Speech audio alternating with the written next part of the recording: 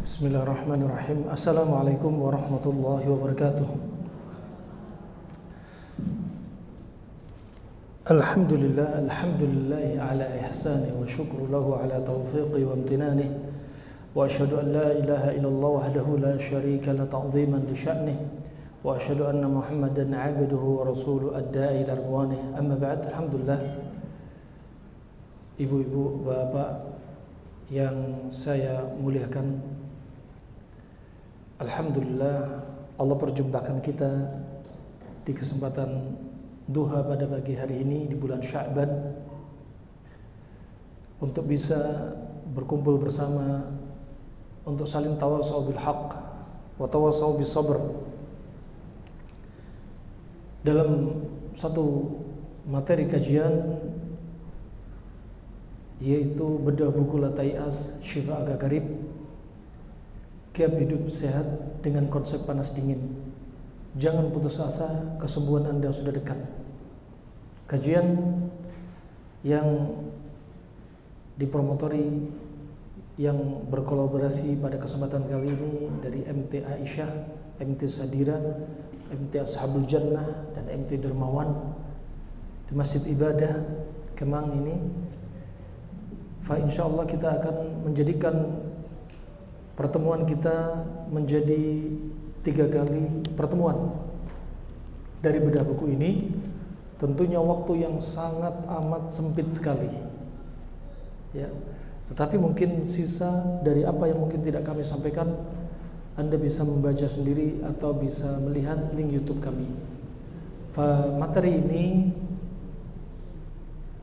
insyaallah sebagai bekal Anda untuk memasuki Ramadan. Juga bagaimana caranya Anda sehat di bulan Ramadan. Karena sebenarnya syariat Allah berupa puasa ini sebenarnya juga adalah obat. Nama Allah Asy-Syafi, Allah Maha Penyembuh, di antaranya juga melalui syariat puasa ini. Tetapi sangat disayangkan kalau ada manusia di Ramadan justru muncul penyakit. Justru dia sakit dan penyebabnya dia katakan adalah karena Ramadan. Maka sangat disesalkan. Harusnya kita berhusnudzan kepada Allah Subhanahu wa taala Jalla wa ala. Dengan syariat ini bukan untuk menjerumuskan Anda kepada penyakit.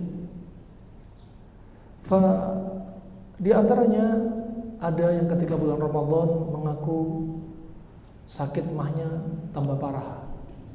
Dia kena GERD. Berat badannya naik setiap hari. Keluar Ramadan naik 30 kilo. Asam urat naik, gula darah naik, kolesterol naik, kekentalan darah semakin tinggi. Gimana nggak naik kalau dia salah pola makan dia? Sahurnya salah. Kemudian kebiasaan setelah fajar langsung tidur sampai menjelang zuhur. Alasannya tidurnya orang puasa adalah ibadah, padahal dia sedang melatih diri dia jadi seorang jenazah. Wah, subhanallah, gimana gula darahnya nggak naik, berat badan nggak naik? Karena salah dia. Puasa ini termasuk syahrul imsak, saatnya kita menahan dari hawa nafsu, bukan syahrul ta'am, bukan banyak makan. Untuk mendatangi puasa, dia akhirnya banyak-banyak makan, salah. Untuk kuat sholat malam, dia banyak makan menu buka puasa, salah. Ini muqaddimah. Jadi buku ini juga bisa jadi bekal bagi Anda, baik ketika Anda di luar Ramadan atau Anda memasuki bulan Ramadan. Buku ini kami beri nama dari sekian judul yang sebelumnya jadi kandidat judul bersama tim dari sekian banyak, karena kami tulis ini di musim pandemi. Di musim pandemi kami tulis, dan kami melihat banyak manusia yang putus asa ketika musim pandemi, seolah-olah di musim pandemi kalau sudah kena Covid pasti akan meninggal. Seolah-olah mereka kalau yang keluar rumah, pergi keluar pasti kena Covid dan seterusnya. Dan dipikir Covid sulit diobatin, padahal mudah. Makanya kami buat judul Latai'as Syifa Agak Garib. Jangan putus asa, kesembuhan Anda sudah dekat. Ya, sebagai obat hati sekaligus obat bagi jasad fisik rohani kita juga. Melalui buku ini, ya, kalau kita perhatikan berapa banyak korban di musim pandemi, karena apa? Pertama masalah fisik dia, kelembapan pada tubuh dia, terutama saluran pernafasan dia, dan kedua karena psikis dia. Buku ini kami tulis dengan tema La Tay'as Shifa'uka Qarib, tak lepas dari ucapan yang sangat indah dari Abdullah bin Mas'ud Al-Hudhali ketika dia mengatakan kullu ma huwa atin fahuwa qarib. Setiap segala sesuatu yang akan datang maka itu dekat. Termasuk hari kiamat itu dekat. Jangan bilang hari kiamat jauh, dekat karena dia yang akan datang. Nabi juga bersabda dalam hadisnya, bu'ithu baini wa baina sa'ah kahatin.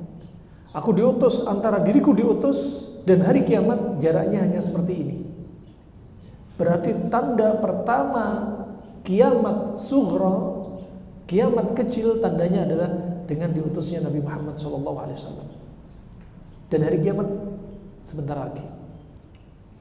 Juga di antaranya ucapan seorang penyair Abu Atahiyah, ala kullu ma huwa atin qarib. Katailah segala sesuatu yang akan datang itu dekat.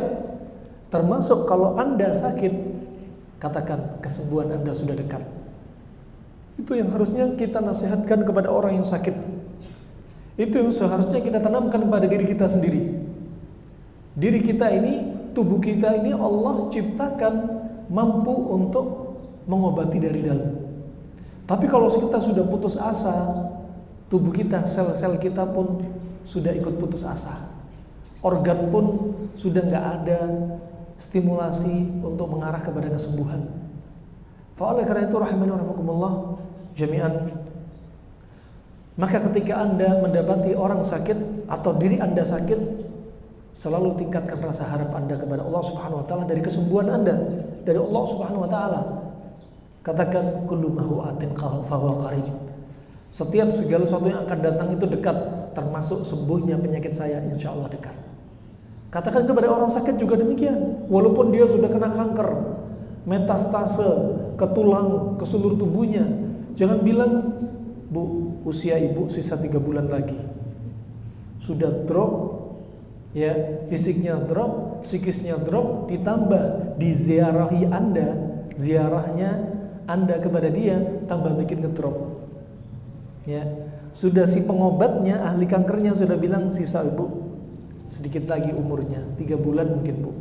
Ibu datang ziarah mereka. Benar Bu, kata Pak Dokter Bu, cepat tulis wasiat Bu. Nggak usah pakai 3 bulan, besok lusa sudah Allah yarham. Ya. Wah, ini apa? Bukan bimbingan Nabi seperti itu. Ketika ada orang sakit, Anda hibur dia.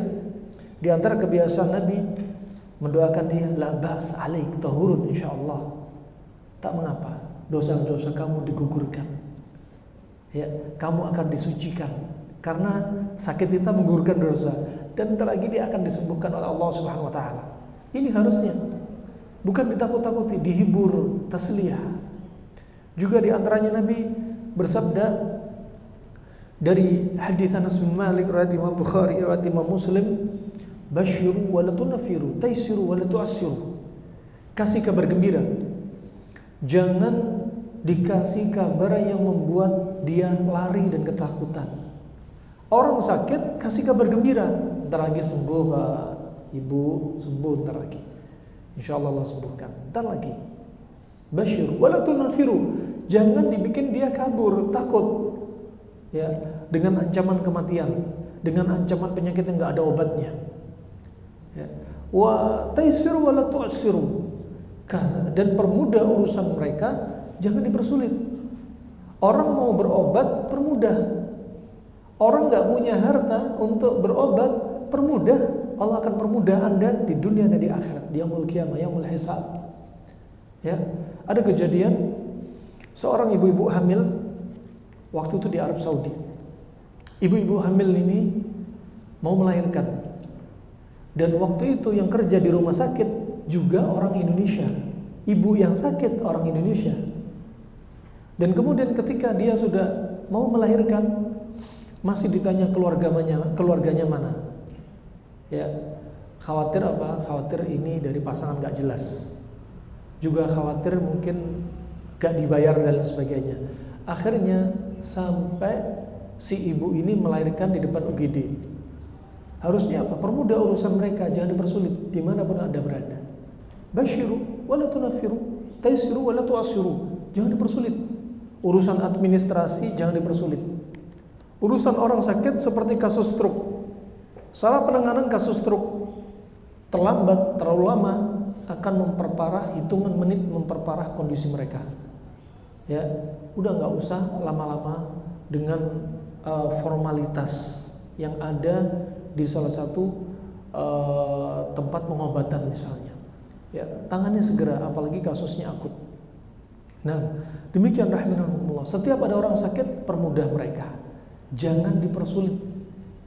Mereka sakit, datang kepada Anda, butuh bantuan Anda. Nah, butuh bantuan Anda. Fa ini dasarnya kami menulis buku ini. Ya, kami menulis buku ini.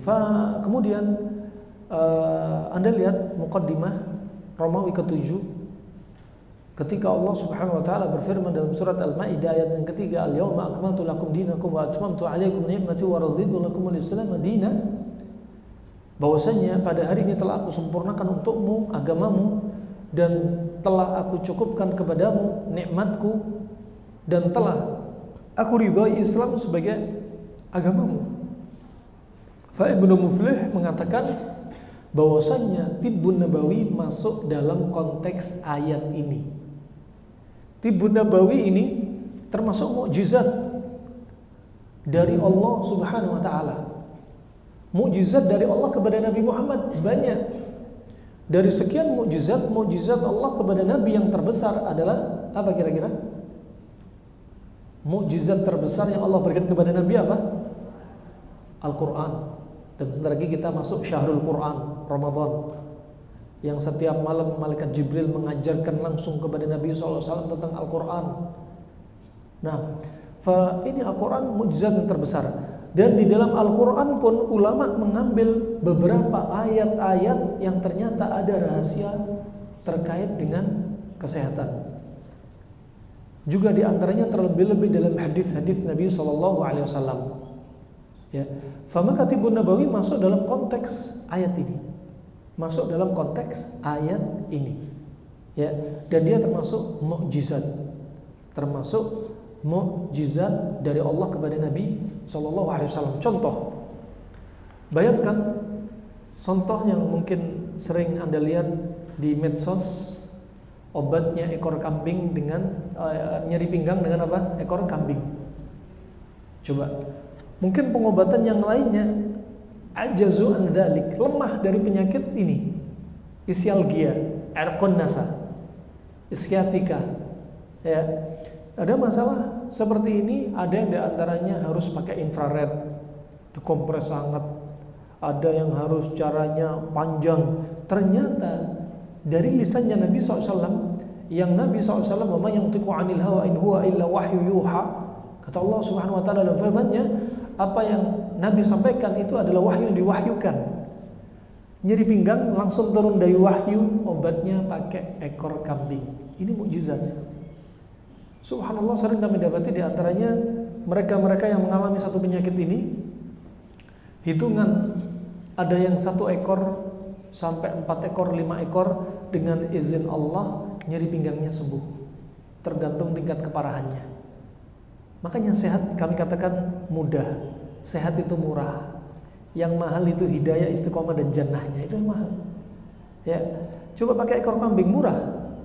Nah, mungkin Anda kalau pergi ke pasar beli ekor kambing, mungkin bisa-bisa nggak dihargai, mungkin dikasih gratis, mungkin dihargainya 15.000. Di Jerman harga ekor kambing sudah melejit karena mereka tahu manfaatnya. Ternyata ekor kambing mengandung prostaglandin. Dia sebagai penurun nyeri sekaligus anti radang. Subhanallah. Ya, ini wahyu. Ya, ada hadis yang bisa masuk ilmiah di kepala kita, di otak kita. Ada hadis Nabi dari mukjizat Allah kepada Nabi, nggak masuk akal kita. Contoh, menunjukkan pengobatan Nabi itu wahyu. Contoh, Nabi SAW ketika pernah ditanya orang-orang Yahudi tentang air mani laki-laki, air mani wanita, sampai menyebabkan gerombolan orang Yahudi masuk Islam. ketika sudah dijawab oleh Nabi. Nabi sebelumnya nggak tahu jawaban. Dan mereka orang Yahudi mengatakan, kami akan bertanya dengan satu pertanyaan yang nggak mungkin dijawab oleh kecuali seorang Nabi. Kemudian Nabi jawab. Setelah turun wahyu, Nabi menjawab. Kata Nabi SAW, air mani laki-laki putih kental. Permisi akramukallah. Putih kental. Dari air mani laki-laki akan menjadi apa? Cikal bakal tulang dan saraf. Masya Allah. Sampai detik ini, mulai zaman Nabi Adam sampai detik ini, tidak ada yang meneliti atau jurnal yang menulis air mani laki-laki akan menjadi cikal bakal tulang dan saraf. Tidak ada. Nah, paling mereka, permisi akramukumullah, mereka hanya mencium air mani, aromanya seperti kalsium. Ya, potensi jadi tulang. Paling hanya menerka-nerka. Tapi ini wahyu. Nah, dan akal kita belum menjangkau, penelitian belum sampai. Maka jangan katakan gak ilmiah, tapi kitalah yang lemah. Inilah pengobatan Tibbun Nabawi. Gak sama dengan ilmu pengobatan manapun juga di muka bumi ini. Dan air mani wanita itu apa? Coba kalau saya tanya ibu-ibu, permisi. Air mani ibu-ibu warnanya apa? Putih. Terus apalagi ada yang berpendapat lain? Khilaf di antara ibu-ibu. Bening, ada lagi.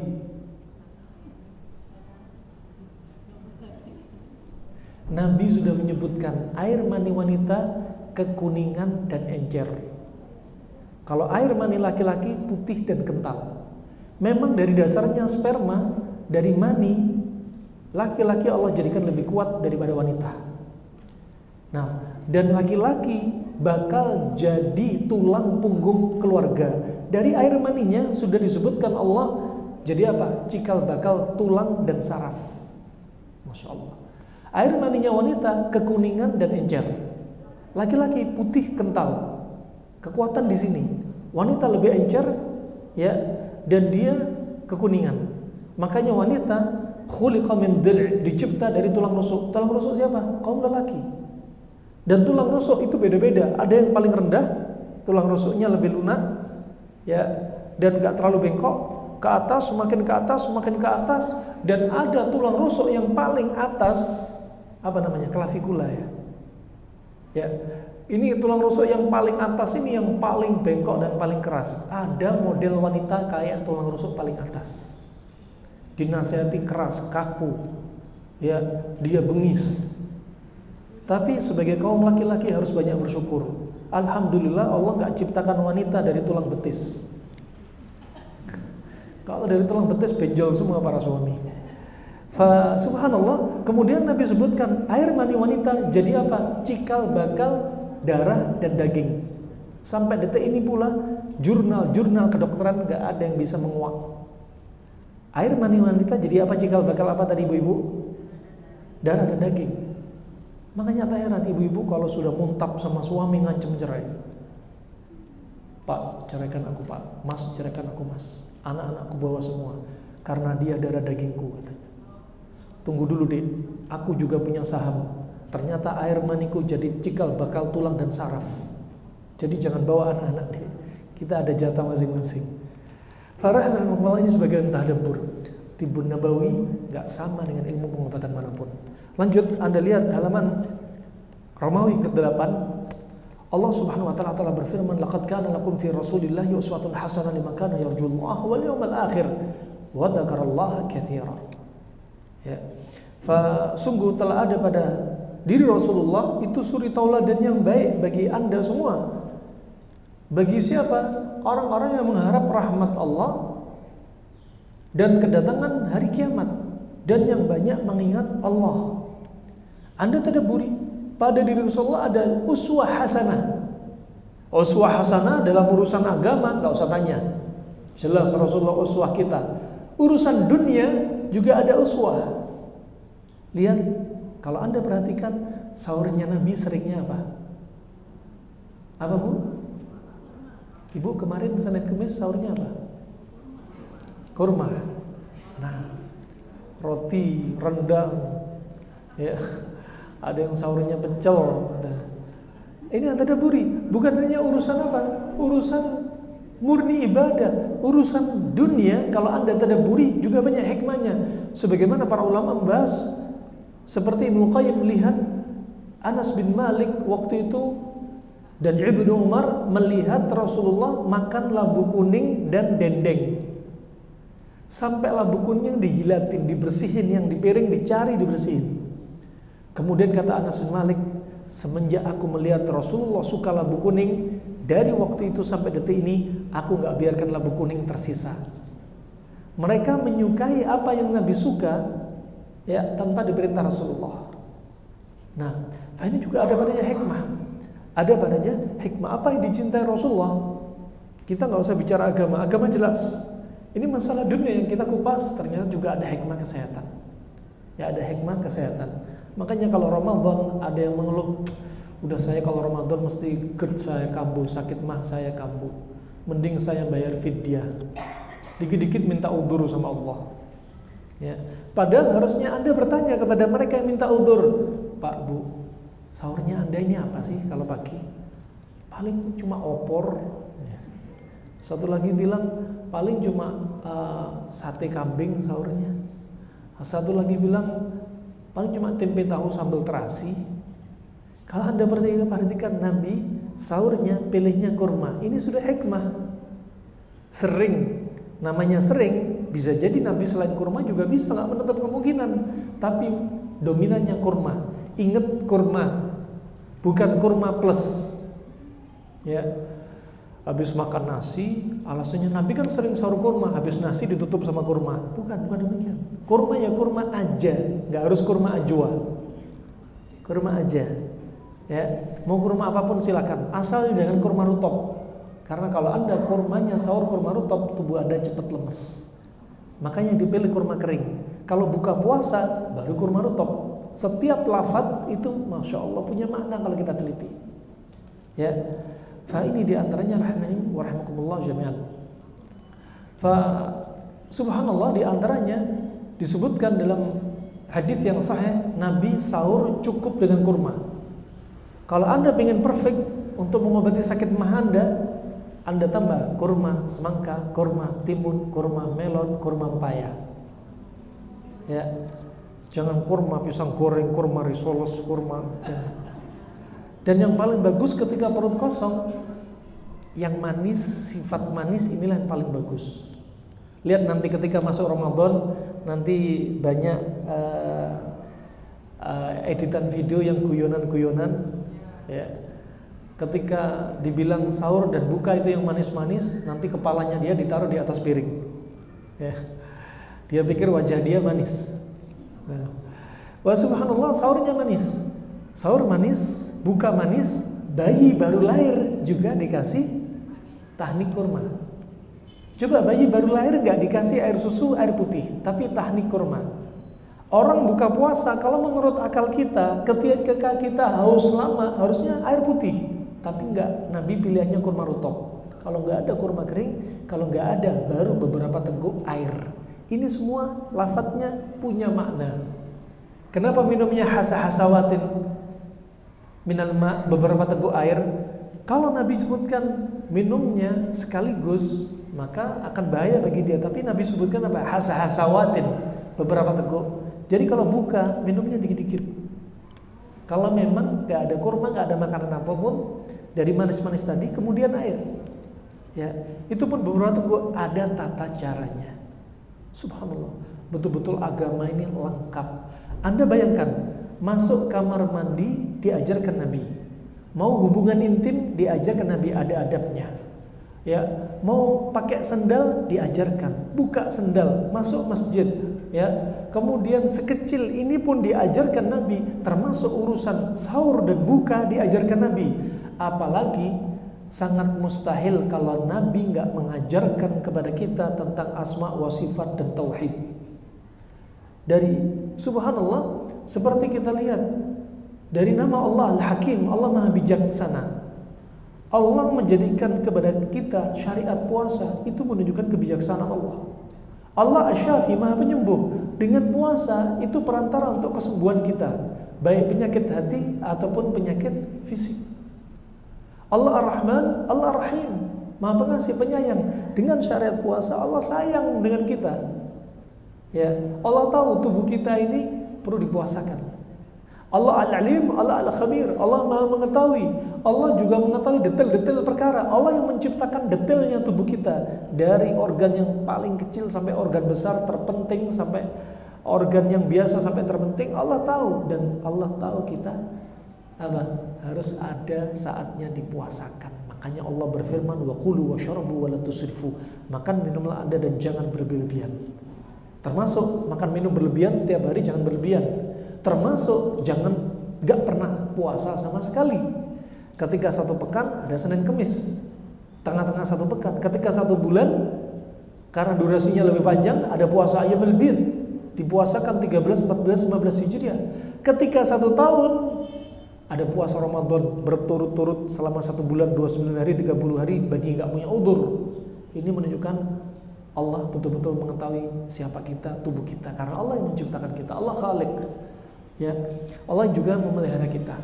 Fa ini rahman rahimakumullah jami'an. Kemudian perlu difahami berikutnya, Romawi ke-9, sebagaimana Nabi SAW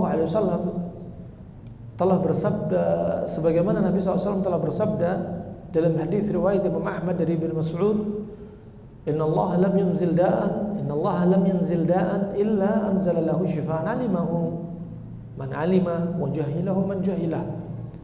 Sesungguhnya Allah telah menurunkan penyakit. Allah tidaklah menurunkan penyakit kecuali Allah juga menurunkan obatnya. Pasti apa enggak pasti?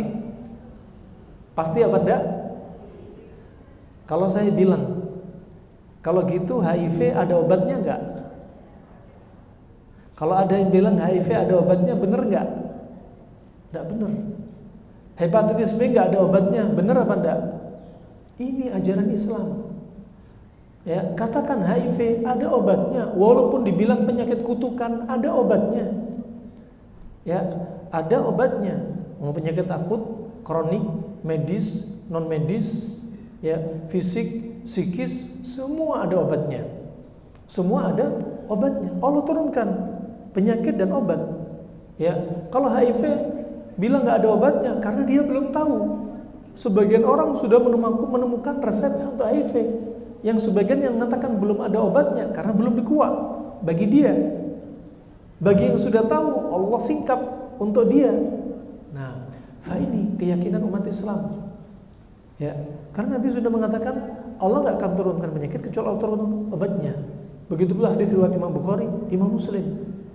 Ya, oleh karena itu Al-Ba'li rahimallahu taala mengatakan, dari sini kata beliau ada semacam anjuran dari Nabi SAW untuk belajar ilmu pengobatan. Anda belajar ilmu pengobatan, gak harus Anda jadi tabib, gak harus Anda jadi dokter. Kalau semuanya jadi dokter, nanti siapa jadi pasiennya? Ya, minimal Anda tahu, dari jadi bekal modal dasar Anda. Kemudian dilanjutkan dalam riwayat Imam Ahmad ini, tahulah orang yang tahu dan gak tahulah orang yang gak tahu.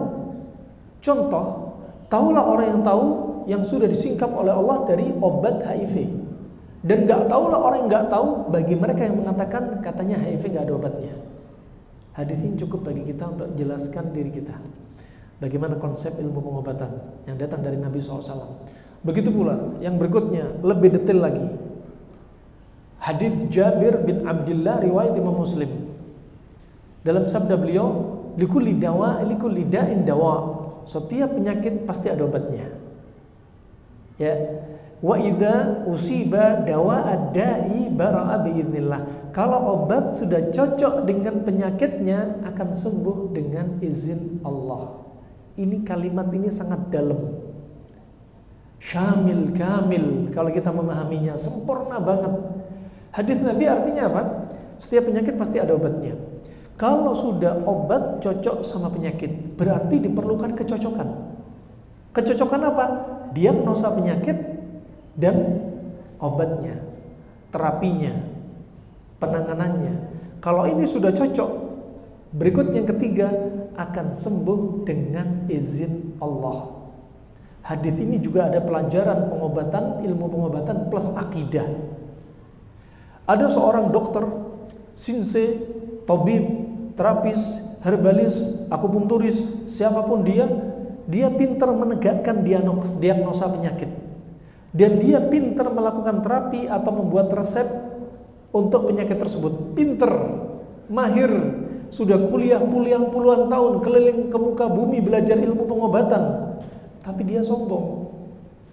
Dia mengira bahwasanya semata-mata itu karena perjuangan dia puluhan tahun belajar ilmu pengobatan di seluruh muka bumi, dengan resep dia yang pas, dengan diagnosa yang pasti tepat, dia katakan akan sembuh. Ya. Tapi Allah nggak mengizinkan dia, nggak sembuh. Makanya mutlak butuh izin Allah. Usaha manusia ada, tapi ada izin Allah. Man propose, Allah dispose. Mereka hanya bikin resep, mereka hanya menentukan diagnosa, tapi Allah yang menentukan. Maka tabib, dokter, ilmu pengobat, terapis manapun jangan pernah sombong. Wa fawqa kulli dzi ilmin alim. Setiap orang yang punya ilmu, ada lagi yang lebih berilmu, dan Allah la al-alim, Allah Maha mengetahui. Nah, dan Allah asy-syafi yang menyembuhkan kita. Kalau Allah nggak mengizinkan, nggak akan sembuh. Tapi hukum asalnya kita harus mengambil sebab dengan tepat. Antara penyakit dan obat harus pas. Kalau kedokteran modern mungkin sekarang dengan ilmu diagnosa mereka. Contoh, orang kena tipes dilihat, oh lidahnya ada lidah tifoid. Ya, tengahnya putih, di pinggirnya bintik-bintik merah. Oh, di pekan pertama demamnya ketika sore hari saja, maghrib. Oh, di pekan kedua demamnya terus-menerus. Oh, di pekan ketiga sudah mulai nggak demam. Ya, kemudian perlu periksa Widal test, misalnya dokter. Karena mereka yang menjadi sasaran mereka adalah langsung bakterinya, katakan Salmonella typhosa. Makanya jangan kasih nama anak Anda Salmonella typhosa. Nah, namanya baik, ternyata namanya bakteri. Habis itu jangan dikasih nama, jangan kasih nama. Dikasih diagnosa sama dokternya Salmonella typhosa, dan obatnya adalah untuk membunuh Salmonella typhosa. Kalau kedokteran klasik tidak pakai teori membunuh bakterinya langsung, tapi menghilangkan medianya. Orang yang tipes ini seringnya karena kelembapan dan dingin pada tubuh dan organ dia. Makanya seringnya lidahnya putih, ya, menunjukkan limpa dan livernya lemah. Dia sedang ada masalah dingin yang numpuk pada organ pencernaan ini. Kalau masalah dingin, enggak bicara bakteri. Kenapa? Karena mereka enggak punya mikroskop.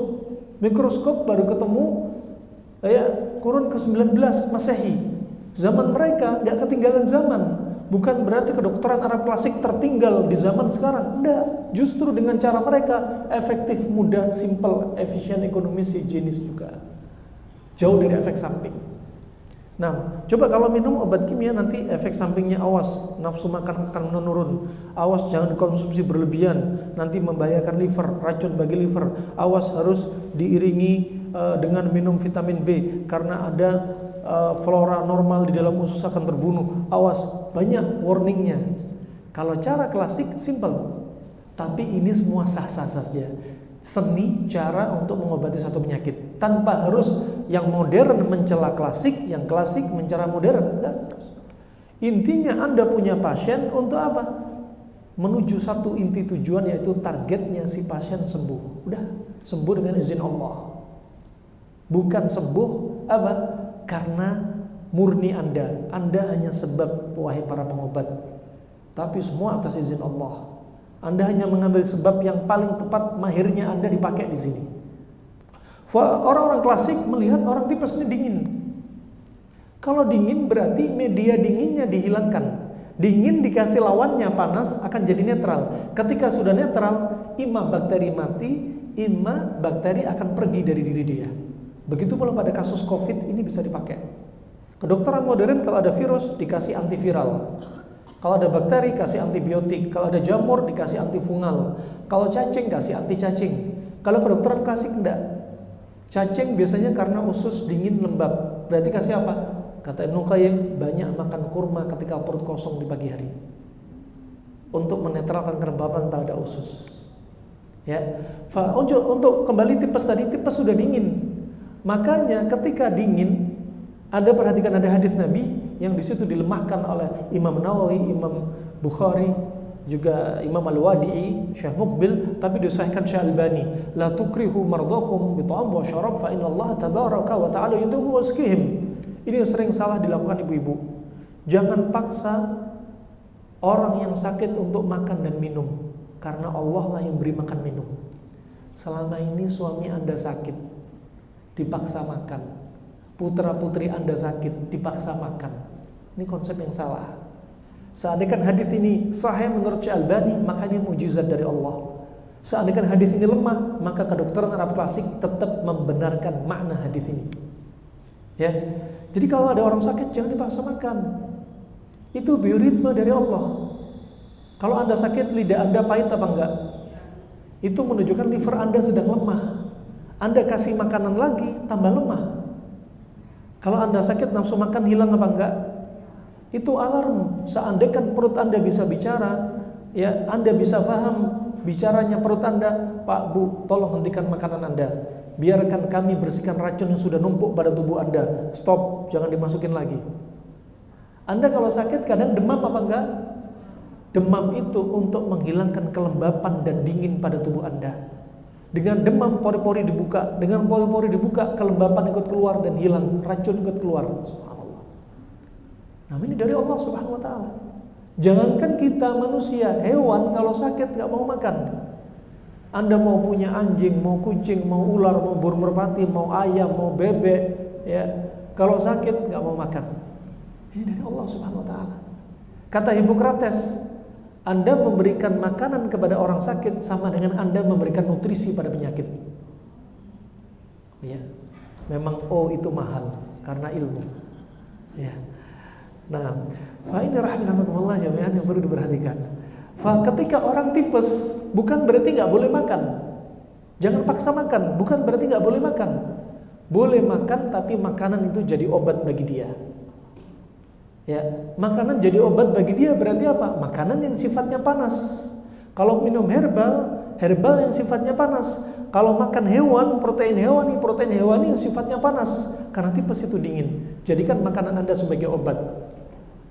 Hippocrates kalau hidup di zaman Nabi, bisa-bisa Hippocrates masuk Islam. Bapak kedokteran Yunani ini, yang meninggal diperkirakan 370 tahun sebelum Nabi Isa lahir. Nah, wa subhanallah, pantangannya sebaliknya. Ketika ada orang tipes berarti jangan banyak dingin-dingin. Orang tipes dibikinin jus timun. Dingin ketemu dingin, akhirnya tenggelam dalam dingin. Ya, orang tipes dibikin jus mangga. Ya, orang tipes ya banyak dikasih talbina, tepung gandum. Nah, kalau menguatkan ginjal, ya, kalau ginjal sudah lemah mungkin dibutuhkan. Tapi ketika dingin menguasai dia dan dibanyakin dingin berlebihan, maka dia akan tenggelam dalam dingin. Akhirnya terjadi komplikasi. Livernya kena, ginjal kena, ya, paru-paru juga kena. Ini kalau orang bilang tipesnya sudah komplikasi, paru-parunya kena. Ini bahasanya seperti ini, hampir sama. Kedokteran modern klasik, walaupun sudut pandang beda, intinya ada konsep yang hampir sama. Nah, ini contohnya rahimahumullah jami'an. Kemudian yang berikutnya Anda lihat gimana nih, belum masuk halaman 1 sampai 39. Ya, kita masih masuk muqaddimah ini. Allah juga mengingatkan kita dalam surat An-Nisa ayat 54, am yahsuduna an-nasa 'ala ma atahumullahu min fadlih, ataukah mereka dengki kepada manusia, yaitu Nabi Muhammad, karena karunia yang telah diberikan Allah kepadanya. Anda kalau melihat ada dokter, ada herbalis, ada terapis tradisional, ada pengobat tradisional, ya, ada tabib dan lain sebagainya, mereka ilmunya beda-beda untuk mengobati suatu penyakit. Dokter mengobati kasus kanker dengan cara mereka, ya, ahli pengobat herbal dengan kanker dengan cara mereka. terapis mengobati kanker dengan cara mereka beda-beda, dan itu adalah seni. Ketika ada yang sukses mengobati kanker tanpa biaya mahal, tanpa operasi, katakan payudara, kalau dioperasi estetika di hadapan suami dia merasa hilang. Ya, luka sembuh 1 bulan 2 bulan, biaya mahal. Kemudian ada kemungkinan tiba-tiba nonjol di aksila, di ketiak, ternyata sudah metastase, ada yang nyebar ke liver dan seterusnya. Kemudian ada orang lain yang bisa menyingkap ilmu pengobatan kanker dengan mudah. Maka yang ilmu pengobatan dengan operasi jangan mencela, memaki, mencari aib orang yang mengobati dengan cara yang simpel ini. Dan sebaliknya dia jangan mencela yang sono tanpa hasad. Gak boleh menghasati di antara para pengobat. Karena itu Allah singkap mereka ilmu pengobatan sudah masing-masing. Ya, kalau Allah berikan ilmu pengobatan melalui keutamaan Allah kepada dia dengan ilmu pengobatan yang dia miliki, jangan hasad. Ya, dzalika fadlullah yu'tihi man yasha. Demikianlah Allah memberikan keutamaan yang Allah kehendaki. Kalau kita hasad, iri dengan ilmu yang dia miliki, makanya kata orang Indonesia di pepatah mengatakan iri tanda tak mampu. Kan enggak mampu. Berarti dia telah mengingkari fi'lullah. Ya, kehendak Allah dan perbuatan Allah untuk memberikan keutamaan kepada orang yang bisa mengobati ini. Nah, kemudian kita lanjutkan. Di sini ada pengantarnya pertama Bapak Profesor Dr. Rahmat Sugi, SPGK, SPGM. Beliau masih aktif sekarang. Usia beliau kalau nggak salah sekarang 86 atau 87 tahun. Beliau pernah menjabat Ketua Ahli Gizi se-Indonesia. Ya, mungkin ada yang kenal, titip salam dari saya untuk beliau. Ya. Berikutnya, beliaulah yang memotivasi saya untuk membukukan buku ini. Dari kajian demi kajian, waktu itu sedang kajian di Masjid Al-Azhar, Cempaka Putih, dan beliau waktu itu kajian subuh hadir. Kemudian beliau panggil, Pak Ustadz, tolong kalau bisa apa yang disampaikan tadi dibukukan. Saya ingin menyumbang ilmu saya dari ilmu kedokteran modern untuk bisa dikelopin sama ilmu pengobatan klasik dari apa yang disampaikan tadi. Jadilah buku ini buku yang sederhana. Alhamdulillah dengan izin Allah, dengan kesederhanaan dan tipisnya buku ini, alhamdulillah dari kasus yang ringan, dari kasus sakit mah ini kasus yang sangat ringan, kasus yang sangat gampang, sampai kasus alhamdulillah dengan izin Allah, kasus yang kanker dengan izin Allah sembuh. Ada juga kasus yang infertilitas, mandul dari 1 tahun sampai 15 tahun sampai sukses dengan izin Allah. Dengan pola makan yang benar, dari hitungan 1 bulan sampai 2 bulan dengan izin Allah sudah jadi pasangan suami istri yang subur setelah tahunan gak hamil. Ya, juga diantaranya kasus kanker juga demikian. Alhamdulillah, tak lepas semua itu atas izin Allah Subhanahu Wa Taala. Kemudian kita lanjut langsung halaman kedua. Anda perhatikan halaman ke-1 dengan judul 2 bidang ilmu yang dibutuhkan manusia sepanjang masa. 2 bidang ilmu yang sangat dibutuhkan manusia sepanjang masa. Di antaranya wasiat Imam Syafi'i rahimallahu taala, halaman 2 Anda perhatikan, la taskunanna baladan la yakunu fihi alim yuftika an dinik wala tabibun yumbiuka an amri badanik. Kata Imam Syafi'i, janganlah kalian tinggal di satu negeri yang tidak ada padanya seorang alim, ulama yang berfatwa kepada Anda terhadap urusan agama Anda, dan juga tidak ada dokter yang atau tabib yang mengabarkan kepada Anda dari perkara tubuh Anda. Ini wasiat Imam Syafi'i. Kalau tinggal di satu daerah, usahakan di situ ada seorang alimnya, ada pengobatnya, dokternya atau tabibnya. Ya, dua orang ini sangat dibutuhkan sepanjang masa. Ya, orang alim untuk mengobati penyakit hati, tabib, dokter untuk mengobati penyakit fisik. Imam Syafi'i juga berwasiat, ma ra'aitu ilman ba'dal halali wal harami ambal min ilmi tib illa anna ahlal kitab ghalabuna alaih. Aku tidak melihat ilmu setelah halal dan haram yang lebih mulia dari ilmu pengobatan, ya, kecuali dan sangat disayangkan ahlul kitab sudah mengalahkan kita dalam ilmu ini. Jadi kata Imam Syafi'i, ilmu yang paling mulia setelah ilmu halal dan haram adalah ilmu pengobatan. Ilmu pengobatan. Kemudian penyakit dibagi menjadi dua, penyakit hati dan penyakit fisik. Penyakit hati dan penyakit fisik. Dan penyakit hati, penyakit fisik ini sebenarnya tersirat sebagaimana disebutkan Syekh kami, Syekh Nasir, ya, bahwasanya penyakit hati dan fisik ini tersirat dalam surat Al-Asr ayat yang terakhir. Penyakit hati obatnya dengan watawasau bil haq, saling menasihati dalam perkara al-haq. Al-haq yaitu al-haq yaitu apa? Al-Quran dan Sunnah. Ya, penyakit hati dibagi menjadi dua, syubhat dan syahwat. Syubhat obatnya dari penyakit hati syubhat ini dengan ini tadi, watawasau bil haq, dibantah dengan Al-Quran dan Sunnah, dengan pemahaman salaful ummah. Adapun penyakit syahwat diobati dengan watawasau bis sabr, saling menasihati dalam perkara kesabaran. Karena sabar itu ada tiga: sabar dalam ketaatan kepada Allah, sabar dalam untuk tidak menjauhi maksiat, dan sabar menghadapi takdir Allah Subhanahu wa taala ini. Dan sabar ini penting. Ketika kita sehat, ketika sakit penting. Berapa banyak ketika orang sakit dia nggak sabar. Ketika Allah berikan penyakit dia nggak sabar, justru Allah akan murka kepada dia. Dosa nggak dihapus. Dengan sakit dia semua banyak aktivitas yang hilang. Dia tambah dapat dosa. Ya, kenapa? Karena dia nggak sabar.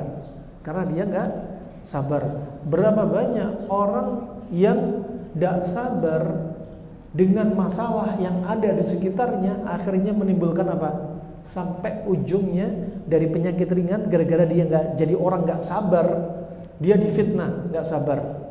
Ada masalah rumah tangga, nggak sabar. Ada masalah ekonomi, nggak sabar. Ketika ada orang membicarakan kejelekan dia sedikit saja, dia langsung muntah, marah-marah, nggak sabar. Ingat, orang-orang seperti ini akan digerogoti dengan jeleknya akhlak dia, hati dia yang jauh dari kesabaran. Munculnya pertama dari punya masalah psikis, psikosomatik, berlanjut, ya, kemudian tensi naik, asam lambung naik, kemudian berlanjut sampai ujungnya kelenjar tiroid mulai naik, timbul pembengkakan. Kenapa? Gak sabar dan gampang marah dan dendam, sedih berlebihan. Ya, oh subhanallah, sampai berlanjut ujung-ujungnya dari masalah ringan sering kami dapati sampai ujung-ujungnya kena kanker dan tumor. Anda perhatikan yang sering kena tumor dan kanker jenis kelamin apa? Perempuan. Kenapa demikian? Anda perhatikan, kanker penyebabnya ada karena makanan dari luar, dari dalam karena psikis. Kenapa sering kena perempuan? Karena perempuan paling susah menjaga psikisnya. Ya, nggak usah tanya saya, lihat diri Anda sendiri. Ya. Nah, sering kami dapati subhanallah, ya, kasus muncul. Anda perhatikan, memang wanita lebih sering kena kanker dan tumor dibanding laki-laki. Laki-laki berapa orang yang kena kanker prostat? Sedikit. Berapa orang yang kena kanker lambung? Sedikit sekali. Anda lihat di Darmais, rumah sakit kanker, Anda lihat mayoritas siapa kena kanker? Perempuan. Mau medis, karena medis, non medis, perempuan terbanyak kena kanker. Ada wanita kena kanker gara-gara non medis. Kenapa? Ya karena wanita pertama bentengnya lemah. Dia ketika haid, nifas, gak sholat, gak puasa, gak baca Al-Quran, benteng lemah. Ketika dia jauh dari Al-Quran, emosi meledak-ledak. Karena Al-Quran menenangkan hati dia. Ala bidzikrillah tatmainnul qulub. Mungkinkah dengan zikir kepada Allah bikin hati Anda tenang? Ketika haid, lihat emosi labil, sampai ada mode senggol bacok. Saking labilnya. Makanya Nabi mengajarkan kalau ada wanita haid, ya, suci dari haid, dan haid itu proses normal bagi wanita yang subur. Lihat kalau ada wanita nggak haid, apa yang terjadi? Sering muncul benjolan dalam tubuh dia. Harusnya darah dibuang tapi nggak dibuang. Ya. Kemudian wanita ketika haid ini panas. Dari bawah, dari rahim dibuang lewat darah haid. Dari kepala, Anda lihat ketika suci dari haid, ada hadis yang banyak nggak diketahui kaum muslimat. Wanita bersuci dari haid seperti bersuci dari nifas dan bersuci dari hubungan badan. Tapi khusus bersuci pada haid ditambahkan dalam hadis riwayat Imam Bukhari menggunakan daun bidara. Daun bidara diambil, ditumbuk, letakkan di kepala, campur air, nanti keluar semacam lendirnya. Dan itu mendinginkan kepala Anda dan masuk ke dalam pori-pori rambut Anda, mendinginkan panasnya di balik kepala Anda. Panas di bawah dibuang lewat darah, panas di atas yang numpuk di bawah kulit kepala pakai daun bidara. Dipijit kuat-kuat biar pori-pori terbuka. Anda lihat wanita haid kenapa sering rambutnya rontok? Tadaburi, sedang panas. Panas dari bawah dari head, panas dari atas di kepala. Makanya sering marah. Kalau dokter bilangnya gangguan suasana hormonal tubuh wanita ketika haid. Kalau bahasa klasik bukan gangguan hormonal tubuh tapi panas yang numpuk. Nah, konsepnya beda tapi tujuannya hampir sama. Nah ini subhanallah, makanya kalau kajian kejar target saya susah. Karena masih banyak faedah yang numpuk yang mungkin Anda belum ketahui. Bahkan termasuk dalam bagian apa? Kesempurnaan bagi kaum wanita juga. Baik. Berikutnya dari penyakit psikis ada dua, penyakit hati ada dua, syubhat dan syahwat. Adapun penyakit fisik yang mengobati adalah dokter dan tabib. Dokter dan tabib. Makanya dua orang ini sangat dibutuhkan, seorang alim dan seorang tabib. Alangkah baiknya kalau dia jadi seorang alim sekaligus tabib. Berapa banyak ulama seperti Ibnu Qayyim, Ibnu Muflih, mereka ini jago dalam ilmu pengobatan sekaligus mereka adalah alim ulama yang menulis buku sekian banyak, faedah yang sangat banyak. Kemudian lihat halaman ke-6. Ya. Halaman ke-6 Anda perhatikan di situ ada hadis ya, sebagaimana disebutkan Nabi SAW, inna awwala ma yusalu anhu al-abdu yaumal qiyamah an-na'im. Ya ayyuqalu lahu alam nusihha laka jismak wa nurwika minal ma'il barid. Bahwasanya yang pertama kali ditanyakan di padang mahsyar ya di hari kiamat nanti adalah tentang kenikmatan. Termasuk nikmat sehat Anda akan ditanya. Tsumma latus'aluna yauma idzin 'anil na'im. Dan nanti di kemudian hari Anda akan ditanya tentang nikmat, termasuk nikmat sehat. Nanti Anda akan ditanya. Jadi kesehatan kita juga dihisab, bukan hanya harta, umur, pakaian, ya, bukan hanya itu. Tapi apa? Termasuk kesehatan kita akan ditanya. Alam nusihha laka jismak, bukankah telah kujadikan pada diri Anda tubuh yang sehat? Itu ditanya. Aslinya Anda dalam kondisi sehat. Kalau Anda sakit-sakitan juga akan ditanya. Kenapa Anda sakit-sakitan? Ya, kena asam urat, rematik. Nabi SAW sholat malam di bulan Ramadan. Jangan tanya lagi. Ini di luar Ramadan. Nabi sholat malam sampai sholat malamnya kedua kakinya bengkak. Ditanyai Aisyah, ya Mughirah bin Syu'bah, ya Rasulullah, engkau sudah dijamin masuk surga ya Allah, ya Rasulullah. Dosa yang telah lalu sudah dihapuskan oleh Allah. Kenapa engkau sholat sampai kedua kaki engkau bengkak ya Rasulullah? Apa jawab Rasulullah? Afala akunu abdan syakura? Apa aku enggak boleh jadi seorang hamba yang bersyukur? Bengkak kenapa? Karena dibaca Nabi surat apa?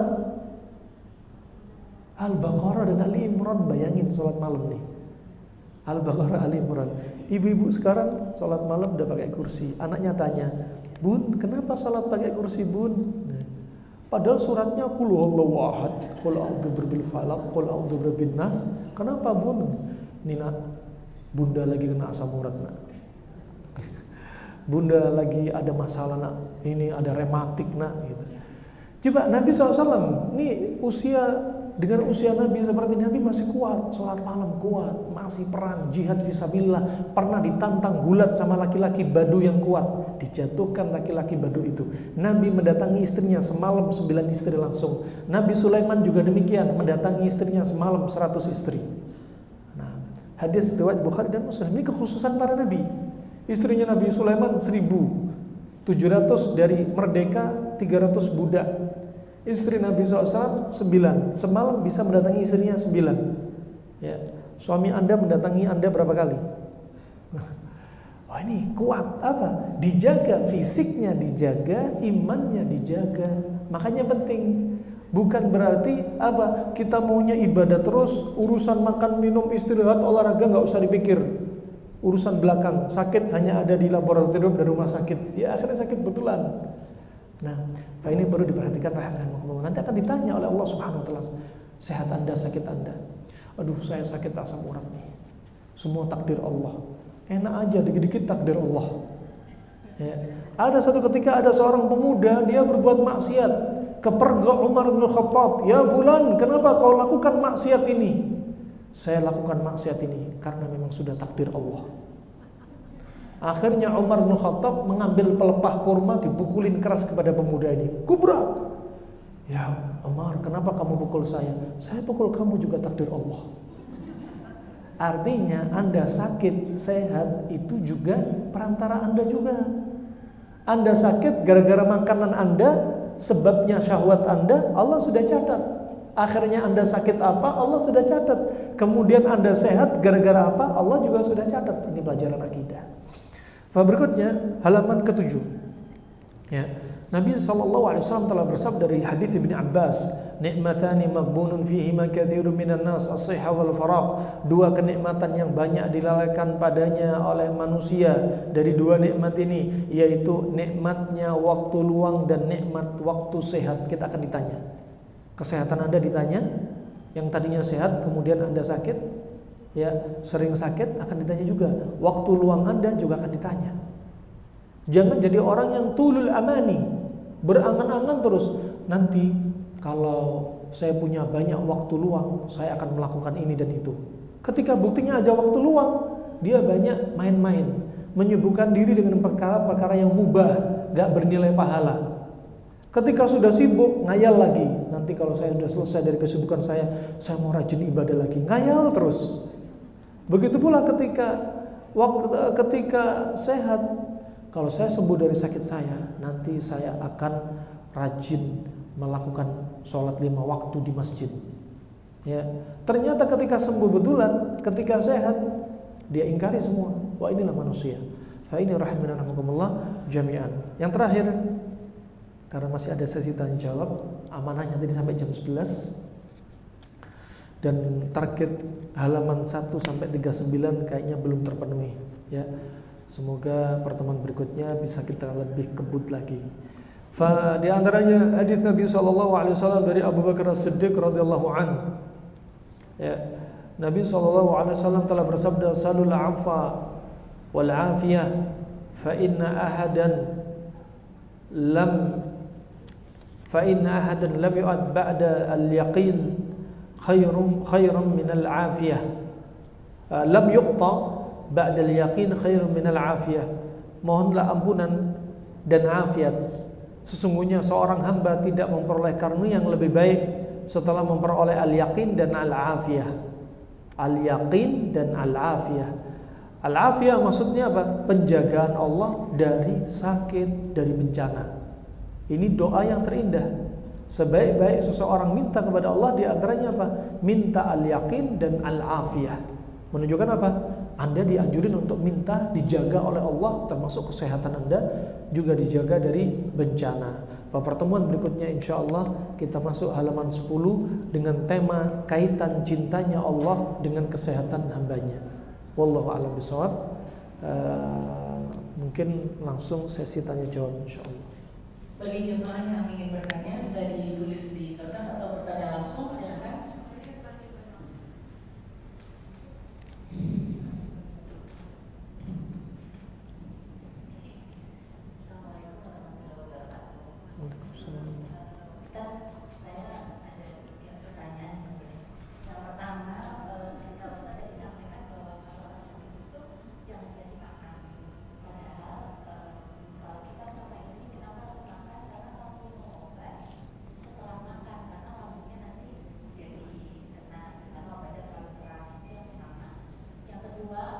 Satu dulu ya saya jawab ya, khawatir lupa. Ya. Jadi kenapa ketika orang sakit jangan dipaksa makan sedangkan dia minum obat? Ini yang harus kita koreksi. Pertama, jadikan makanan Anda itu adalah obat. Makanya saya tadi sampaikan tipes. Orang tipes itu nggak harus minum antibiotik. Tapi makanan adalah jadi penetral dari media yang menyebabkan tipes. Ya, sekali lagi antibiotik halal, selama nggak ada unsur yang mengandung keharaman, misalkan mengandung babi dan lain sebagainya, halal. Ya, selama obat itu bukan termasuk yang unsur-unsur haram, halal. Karena apa? Innallaha la yaj'al syifaan mimma harama alaih. Allah nggak akan jadikan kesembuhan bagi obat yang Allah haramkan padanya. Ya, yang diharamkan padanya. Sekarang katakan misalkan kena tipes. Orang tipes cenderungnya dingin. Ya, dia mual. Ya, enggak nafsu makan. Ya, kemudian juga di antaranya lidahnya pahit. Kemudian juga demam. Ya, fa ini semua sebenarnya bioritme dari Allah. Maka jadikan makanan Anda sebagai obat. Lihat, selama ini kita nggak pede kalau sakit itu jadikan makanan sebagai obat. Selama ini kita kalau sakit beli obat di pasaran harus. Kalau teori klasik dari kedokteran Yunani, Hippocrates dan kedokteran Arab klasik, cari pengobatan yang jauh dari efek samping. Jadi yang teringan dulu, sampai pun naik dosisnya nanti. Ya, berikutnya contoh. Karena kita nggak pede aja, nggak biasa. Kenapa? Karena kita sudah dipasang mindset. Makanya negeri kita dijajah oleh orang Belanda. Di antaranya bukan hanya yang dibasmi oleh Belanda, bukanlah hanya para alim ulama, para kiai, tapi yang dibasmi oleh Belanda adalah ahli pengobat. Ini dua profesi paling penting, paling banyak pengikutnya, sehingga Belanda habiskan dua profesi ini. Makanya dijuluki orang yang haji, Pak Haji, biar Belanda melihat siapa yang sudah dicuci otak di Mekah, sehingga gampang dicari. Subhanallah, sampai detik ini kiblatnya pengobatan modern kita, kiblatnya Belanda, karena kita dijajah Belanda. Adapun Singapura, Malaysia, kiblatnya Inggris, karena mereka dijajah Inggris. Ya, kalau kita perhatikan, ya karena kita mindset kita kalau sakit harus minum obat pasaran. Padahal, kenapa kita nggak pede makanan kita jadi obat? Alhamdulillah dengan izin Allah, di antaranya sudah kita lalui di antaranya orang kanker pun dengan izin Allah sembuh hanya melalui makanan, tanpa harus minum obat kanker khusus. Melalui makanan kita jadi obat kanker, makanan kita jadi obat bagi penyakit kita. Contoh kalau tipes, pilih menu makanan yang panas-panas, minumannya jahe, misalkan. Ketika pagi hari makannya kurmanya kurma kering, untuk menguatkan liver dia yang lemah, limpa dia yang lemah. Nah, jadi kita nggak usah mikir nanti sebelum minum obat yang ada di pasaran harus diisi dulu perut kita. Isi perut kita dengan obat dari makanan kita. Ini harus dirubah mindsetnya. Makanya Hippocrates, bapak kedokteran Yunani ini sudah menyampaikan, jadikan makanan Anda sebagai obat. Bukan berarti minum obat yang sudah dikapsulin, bukan. Makanan kita sudah obat, kenapa kita nggak pede? Berapa banyak kami dapati ada kasus ibu-ibu pernah gula darah 600, tensi 200. Bu, minum rendaman gandum utuh, bikin. Pola makan panas dingin, bikin. Hitungan 1 pekan, semua obat dihentikan. Obat yang diminum, darah tinggi, pengencer darah, kencing manis dihentikan. Hanya makanan. Akhirnya tensi normal, gula darah normal. Kenapa Anda nggak pede? Seperti Anda nggak harus minum obat pengencer darah seumur hidup kalau Anda tahu caranya. Apa caranya? Konsumsi buah-buahan yang ngencerin darah, minuman yang ngencerin darah, hilangin makanan, minuman yang mengentalkan darah. Sudah simpel. Anda nggak perlu minum obat pengencer darah, simvastatin, kemudian minum obat gula darah seumur hidup, minum allopurinol seumur hidup. Pabrik buat obat diminum seumur hidup untuk mereka yang nggak move on dari makanannya. Kalau makanan sudah dirubah pola makannya, makanan kita sebagai obat, kita nggak perlu minum obat di pasaran. Ya, dan inilah nggak pedenya Anda karena mindset Anda seperti ini, karena sugesti nggak ada, jadi makanan Anda juga harusnya makanan Anda jadi obat, Anda nggak percaya itu jadi obat, akhirnya nggak ngefek. Masa makan itu aja, saya itu harus minum.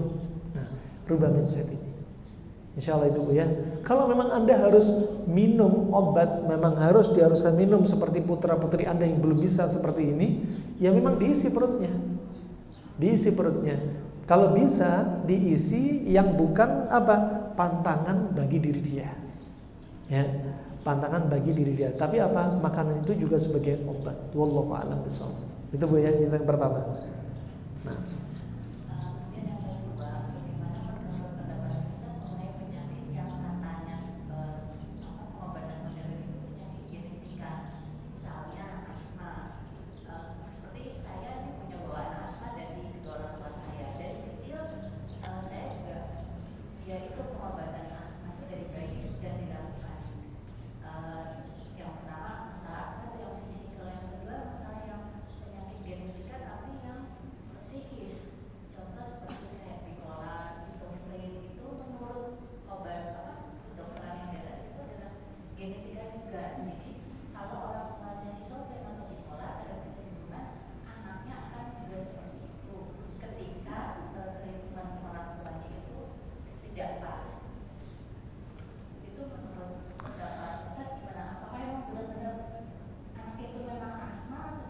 iya.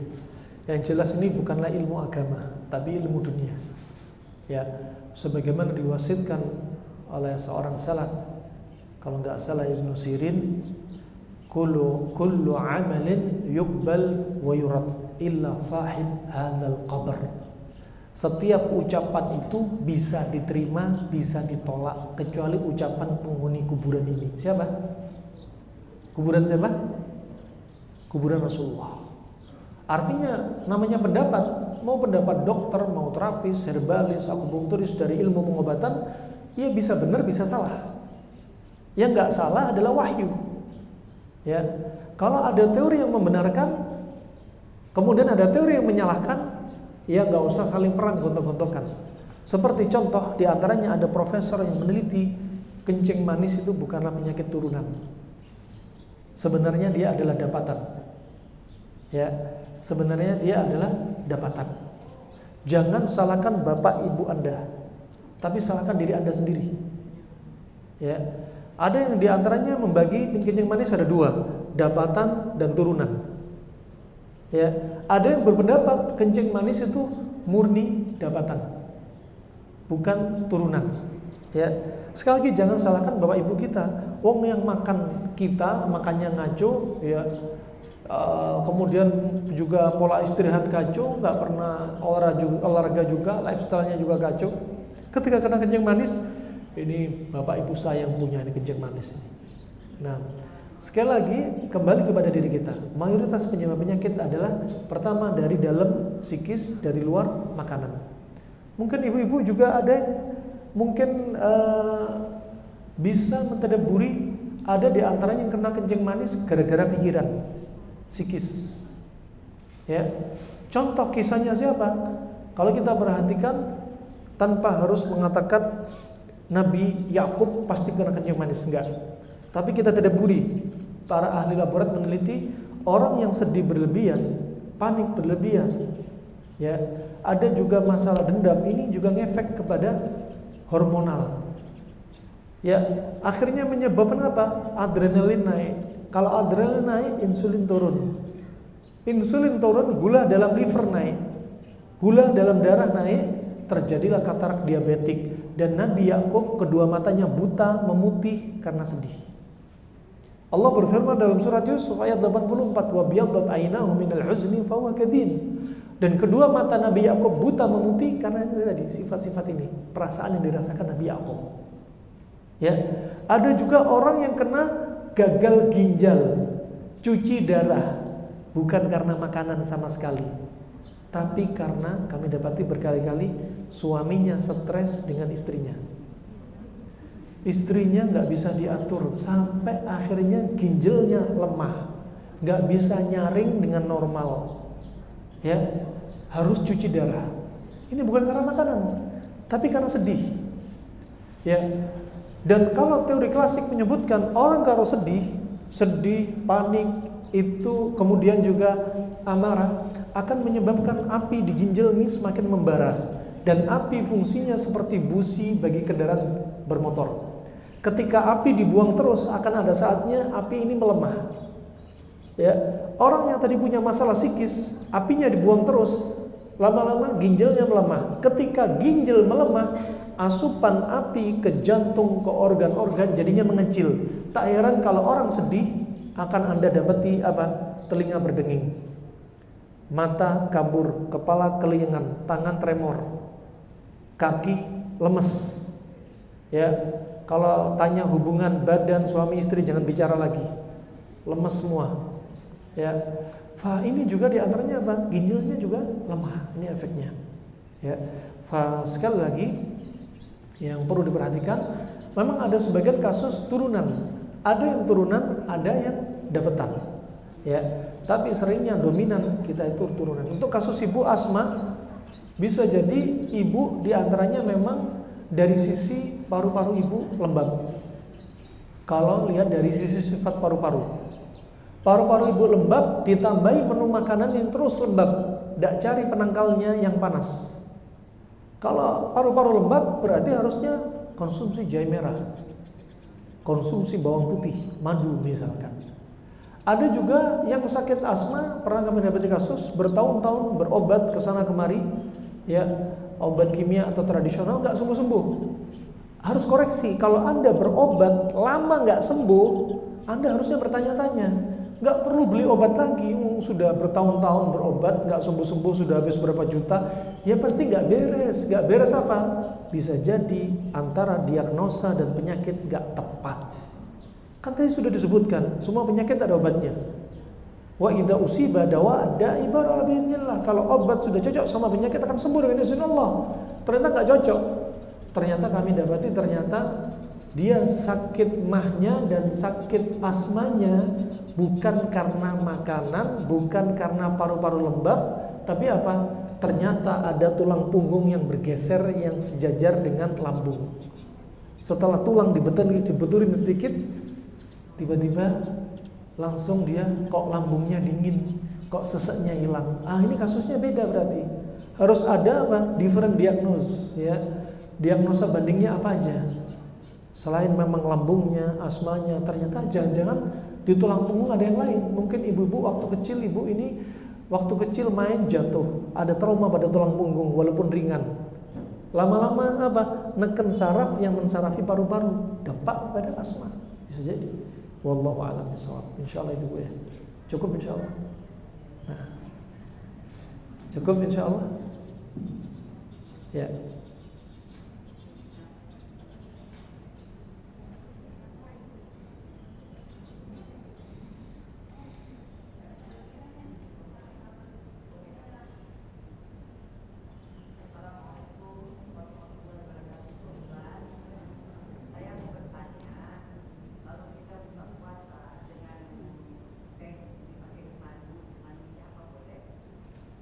Nah, barakallahu fiik. Yang terbaik ya, yang jelas pertama yang manis-manis. Ya. Kalau yang biasa dilakukan Nabi untuk buka puasa, kurma rutop. Itu yang terbaik, kita contoh. Ya. Kemudian kurma kering baru air. Nah, kalau kurma, ya kurma, pilihannya kurma. Tapi ini misalkan ibu-ibu sedang ziarah atau silaturahmi ke rumahnya anak. Sedangkan putra-putri ibu nggak biasa dengan buka pakai kurma, yang ada madu, ya tak mengapa. Ya, kalau bisa cukup madu saja, jangan dicampur macam-macam. Madu air putih diminum, dikonsumsi.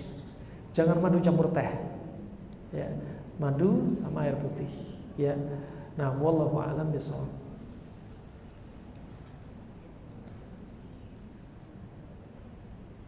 Ada yang lainnya?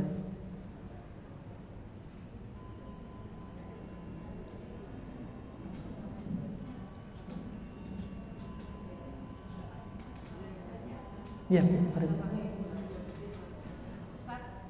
Kalau untuk diabetes, saya kan ada kaki saya udah kebal di tiga ini udah kebal. Terus apa namanya, kadang-kadang lemas. Iya. Tapi saya pernah baca di TikTok itu terapinya kan.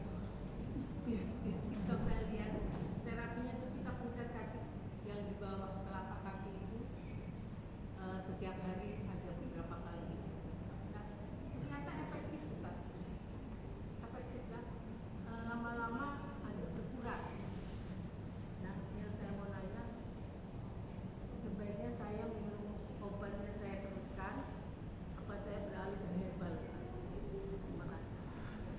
Walaupun ibu nggak konsumsi herbal, makanan ibu jadi obat juga bisa. Iya, makanan saya udah Iya. nggak gula. Iya, nggak harus gula saja. Makanan yang sifatnya panas-panas, yang bikin darah kental, itu juga demikian. Makanya ibu sudah istilahnya sarafnya sudah kurang sensitif lagi. Kenapa? Karena memang sudah ada kencing manis. Ya, alhasil kalau mau konsumsi herbal yang simpel, diantaranya kalau teori klasik di masa silam dalam buku atau arjuzah karangan syair ulama di masa silam tahun 600 Hijriah, mereka membuat 7.700 bait syair. Di situ disebutkan ya kencing manis pakai gandum, rendaman gandum. Kemudian untuk mengencerkan darah, biasa kalau orang kencing manis darahnya kental. Kalau darah kental ini bikin kesemutan dan racun. Ya, maka Anda konsumsi delima. Delima tadi, air delima ini ya untuk mengencerkan darah. Ya, kalau air delima langsung dikonsumsi, di jus dikonsumsi. Ya, untuk gandum utuhnya, Anda beli gandum utuh di toko online, ambil 1 genggam, taruh di air. Airnya nggak harus air panas, air biasa. Taruh air sekitar 750 ml, rendam semalaman. Diminum besok paginya sampai katakan asarnya. Ya, diminum bisa 2 kali minum, 3 kali minum, pagi bikin lagi, diminum sore sampai isya. Nah, kemudian tentunya pantangannya dijauhi. Wallahu a'lam bishawab. Sama-sama. Cukup insyaallah. Ada lagi? Ya.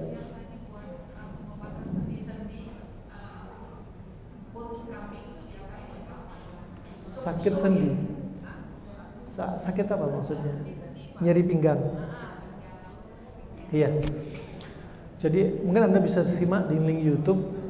Alhasil ada hadis Anas bin Malik, riwayat Ibnu Majah, juga hadis Abu Hurairah, juga riwayat Imam Ahmad yang selainnya, banyak sekali dengan sanad yang sahih. Ya. Jadi dalam hadis ini ada 5 hal terkait pengobatan. Pertama, Nabi menyebutkan penyakitnya, irqun nasa. Irqun nasa itu nyeri pinggang yang dikenal dengan ischialgia pada saraf sciatica. Kemudian setelah disebutkan penyakitnya, disebutkan obatnya, aliyatul kibsh, ekor kambing. Setelah disebutkan ekornya, disebutkan cara mengolahnya. Cara mengolahnya yudab, dilelehkan. Ya, caranya dilelehkan gimana? Bisa Anda taruh forum atau oven, kemudian netes minyaknya. Ya, 1 ekor ini akan netes minyak. Kemudian minyaknya dibagi menjadi 3 bagian. 1 bagian itu untuk 1 hari. Berarti 1 ekor untuk berapa hari? Untuk 3 hari. Dan kambingnya kalau bisa kibish, kambing gibas, al-a'rabi. Dan biasanya kambingnya kalau gibas itu ekornya lebih besar dibanding kambing Jawa, kambing Garut. Ya, kalau kambing gibas lebih tebal lemaknya, karena diinginkan ada padanya lemaknya yang terkandung padanya prostaglandin sebagai penurun nyeri dan untuk anti radang. Kemudian bisa juga diolah dengan dibikin sop. Ya, sop ekor kambing yang jelas 1 ekor untuk 3 hari. Silakan, tanpa banyak bumbu. Kemudian yudhab, kemudian yujza thalatha, dibagi dosisnya. Cara mengolah dibagi dosisnya. Kemudian yang kelima, yushrab ala riq. Yang kelima disebutkan Nabi diminum ketika perut kosong. Berarti sehari sekali aja diminum ketika perut kosong. Wallahu a'lam bishawab. Iya. Ya. Ada yang lainnya? Gandum tadi setelah kita konsumsi dan sudah sembuh sana. Nanti kalau sudah sakit-sakit dan diminum lagi. Gak apa-apa, diminum lagi. Sambil ibu kalau bisa terapi keluarkan darah di kaki ibu. Nah, ya. Ada yang lainnya? Cukup insyaallah. Ya. Assalamualaikum Ustaz, izin bertanya. Ini untuk menjalankan pengobatan klasik atau tibu nabawi ini, apakah perlu adanya diagnosa dari dokter dahulu, atau misalnya kita cukup ini gejalanya seperti ini, misalnya cari makanan yang memang bisa mensupport untuk menghilangkan gejala-gejala tersebut. Ya, sekian. tetap perlu ahlinya. Makanya kita belajar sebenarnya nggak harus jadi ahlinya, kita minimal punya ilmu dasar untuk menentukan. Kalau Anda ingin jadi ahlinya, tentunya butuh belajar lagi untuk pendalaman, ya. Contoh yang ringan kasus, Anda tahu sifat Anda penyakitnya atau tubuh Anda sifatnya dingin apa panas, Anda cari di sekitar Anda makanan minuman yang sifatnya panas. Ya, makanan minuman sifatnya panas. Makanya jadikan makanan Anda sebagai obat. Mau protein hewaninya, mau sayurnya, makanannya jadi obat. Contoh Anda punya sakit mah, apalagi mahnya sifatnya panas. Taunya mah sifatnya panas apa? Kalau makan cabai sakit. Kalau minum jahe sakit, berarti mahnya panas.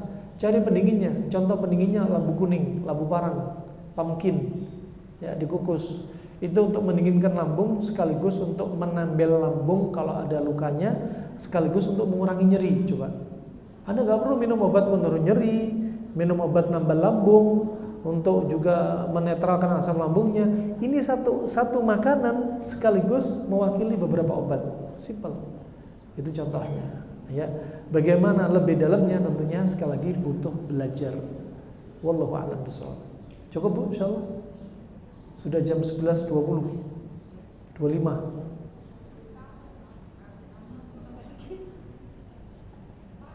Iya. Iya. Kapan kita tahu bahwa badan kita itu panas atau dingin? Kan kayak tadi sakit tifus kan itu karena badan kita dingin. Mana kita tahu pusat kalau kita dingin? Nah, belajar insyaallah. Nah, jadi disebutkan dalam kitab klasik, diantaranya Al-Mansuri fi Tib karangan Ar-Razi, ulama pada tahun 300-an Hijriah. Diantaranya Anda bisa lihat sifat tubuh dan sifat penyakit. Ya, kalau sifat penyakit, kalau penyakit yang lebih menunjukkan sesuatu yang berlebihan, berarti itu panas. Darah tinggi contohnya panas. Asam urat, kolesterol, kencing manis sifatnya panas. Cari lawannya pendinginnya itu. Kemudian kalau tubuh Anda aslinya, misalkan Allah jadikan pada tubuh kita masing-masing beda-beda. Contoh, ada di antara ibu-ibu di sini rambutnya tebel, sifatnya panas. Kalau ngomong agresif, menggelegar, sifatnya panas. Ya, kalau jalan cepat kemudian tegak, ini panas. Kalau dipegang kulitnya, dia kulitnya anget, ya, kemudian dia kering, berarti panas kering. Kalau dibilang dipegang anget tapi banyak kelembapan, berarti panas lembab. Contoh, kalau di ibu yang alisnya gabung jadi satu, ini panas banget. Ini contoh, ya. Nah, ada kemudian kalau ada yang rambutnya tipis, warnanya agak kekuningan, sifatnya dingin. Kemudian kalau ngomong lembut, dia nggak pede, gampang baper, ini sifatnya dingin. Ya, kalau jalan sering nunduk, ya, jalannya nggak cepat. Ini sampai dibahas oleh para ulama. Wallahu a'lam bishawab. Ada saatnya insyaallah dikit demi sedikit ya. Seperti itu saja yang bisa kami sampaikan karena ada jadwal berikutnya di tempat yang lain. Ya, harap maklum jika tidak bisa menambah waktu dan kita lanjutkan dengan kesempatan. Insyaallah kalau bisa 9.30 itu sudah mulai. Ya. Tidak ada injury time ya. 9.30 kita mulai dan nanti bisa lanjut tanya jawab karena materi sebenarnya masih banyak faedah yang belum kita kuat. Wah, semoga Allah jaga kesehatan kita semua ya. Allah istiqomahkan kita di atas ketaatannya dan semoga Allah jadikan untuk negeri kita pemimpin yang terbaik, dijauhkan dari pemimpin yang kanak-kanakan, dijauhkan dari pemimpin yang penuh dengan kebodohan, dijauhkan dari pemimpin yang penuh dengan kezaliman. Semoga Allah jadikan kita orang yang aman di negeri kita sendiri. Amin ya rabbal alamin. Wabillahi taufiq wal hidayah. Subhanakallahumma bihamdik asyhadu an la ilaha illa anta astaghfiruka wa atubu ilaik. Wassalamualaikum warahmatullahi wabarakatuh.